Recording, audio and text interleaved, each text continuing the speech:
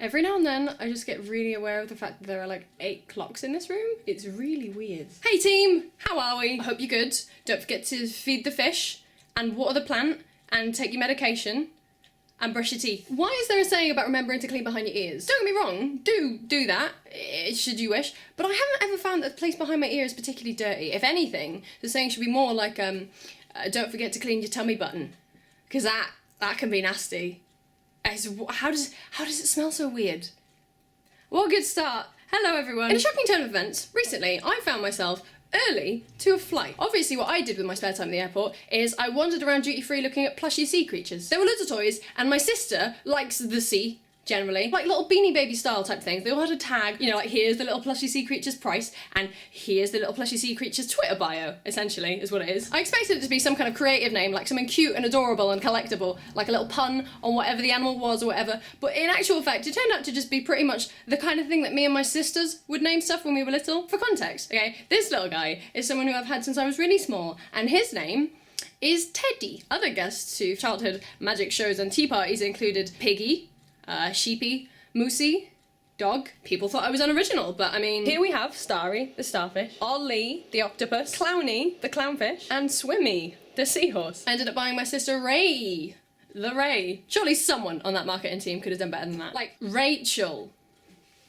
Also, on the topic of toys with half-ass branding, it was my birthday this year. That's true all the time. I'm one of those lucky ones. Actually though, not everyone has their birthday every year, do they? February 29th, you have my condolences. But yeah, I'm older now, again. I mean, I could say that at any point and it's true. I'm always older than I was.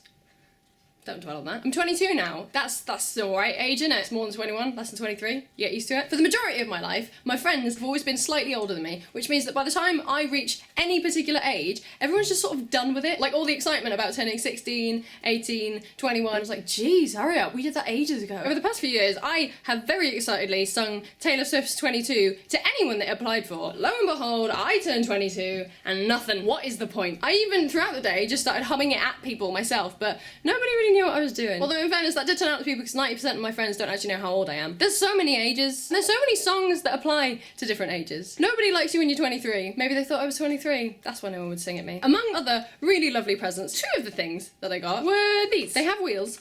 They sort of run across the floor. In all honesty, none of us really quite understand what they're supposed to do. I'm a happy petal, I'm in love. I carry my house wherever I go. Hello, friend, are you ready? I'd like to meet now. Roll with me. That is what I'm going to say when I invite people places. Happy on land and in the water. Ooh. Shots fired. He's really like a tortoise, but they don't really seem to differentiate. On the back of his box, a little picture of him, a little cartoon, and a speech bubble. And that speech bubble says a catchy, fun phrase to promote him. And that phrase is, I move slowly. Good job, not wrong. He's that, and this one is a crab. Now obviously what they're trying to do is maintain some kind of branded consistency. So this one also has a little cartoon of him on the back, and a little speech bubble coming out of it, except his fun catchphrase is, I'm a red crab. Again, not wrong, definitely accurate. Maybe just, you know, don't go into marketing, guys. I don't think it's your strong point. Now, not to dismiss these guys at all, my personal highlight present was this guy, who is probably the greatest addition to my life since Stanley. How are my friends so incredibly good at buying bizarre presents for me? I don't know, they're just gifted. I can't explain to you, this pencil becomes personified in your soul. I never thought a pencil would be something that my heart told me to care for and nurture, but I mean, here we are. He's soft, he's cuddly, his name is Pencil. So, as I have said before, parking in this area is shit. And look! They still haven't filled them in. It's been weeks. I hardly ever get to park near my front door, so when I do, it's a special occasion, and I have to make sure that I leave the car there and walk everywhere that I can through the rain and the cold, like past naive pre-car Kim. That's not personal growth. But it's come to my attention recently that I might just not be exercising as much creativity as other locals in the area. Recently, I was turning into my road, ready to begin the hour-long battle, and I went past the shops, but most evenings you drive past those shops and the space outside them is occupied by a couple of cones and a feeble rope between them all, with a sign on it, reserved for deliveries. But it's a rope. A random rope. Reserved for deliveries, it says. But who says? I'll tell you who. It's a neighbour. A smart, thinking, stealthy neighbour who's making the rest of us look like a bunch of mugs. I wish I had a fake shop. But when I think about it, there's a lot of it about. Up the road, there's the usual residence parking bays taking up 99.9% of the visible road. But every now and then, the edge line that marks the end of the residence parking zone has been painted over in black. and moved inwards by one space. Just one space. A space perhaps located outside the house of a local resident who does not own a residence parking permit, but does own a very carefully selected shade of black paint. I could do that. I could buy paint. I've got a wall. I could paint the wall. I know how to spell no parking. I could do that just as easily as all these other Banksy wannabes. There's also a lot of scaffolding in the area, and next to every building that has scaffolding on it is a bunch of dust and a skip.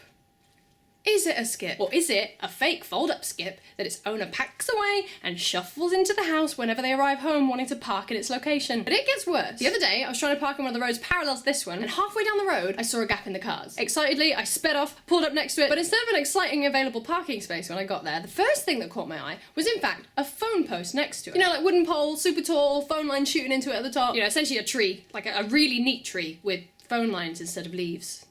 Banksy strikes again. But there it was, at eye level, a big, real, professional-looking sign strapped around the post with big white writing, and the big white writing said, "Vehicles keep clear, pole in danger of collapse, pole to be changed tomorrow." Clearly, everybody had seen the sign, appreciated the heads up for the protection of their car, and moved along. But it all seems a little bit suspicious to me. Tomorrow, huh? And just that spot where cars would park, not the building next to it, which had a window, no cordoning off of the pavement below it, just to make sure pedestrians are safe. I passed that very same road a couple of days later. Shuffle back in there from the edge of your seats, audience, because I can confirm both post and sign still present and correct. All right, fellow resident, well done. 1 to you, 0 to the man. Probably at least 1-1 at this point, let's be realistic. And also, it's kind of 1-0 them against me. The man doesn't care about the pole or the space. But hands down, the best, well, the weirdest reserving of a space. There is a man who lives just there, not even a stone's throw, like a paper's throw. And you know, paper falls like that, it's that close. It's literally that house there. There's something that he owns that he puts out into the road when he leaves, and then when he comes back, he loads it back into his house. Sure, he might just have another use for this thing, and maybe he just also gets really lucky with that space. This is all possible. However, what I have seen this man potentially use to reserve his space is a massive pile of sand. It's genius. He owns a big spade, and he owns a massive pile of sand. Like, I'm a fool. Why don't I have a big pile of sand and a big spade? Where do you get that much sand? There's no beaches nearby. I'm not paying for sand. I guess my destiny is to never park. I reckon I could definitely build a ramp to just drive onto the roof, and it could probably hold it. It just all feels like a bit of a kick in the teeth because I literally live in a converted garage. Maybe it should have stayed a garage. Maybe this is what I deserve. I'm truly deeply passionate about very few things, and apparently, I guess now, in my adult life, almost all of them are parking. I just need to be thinking more outside the box. Outside the residence parking box. Do let me know if you have any bizarre ideas, and also, do let me know if you happen to have and want to get rid of a massive pile of sand. I don't know about you, but I am definitely feeling 22.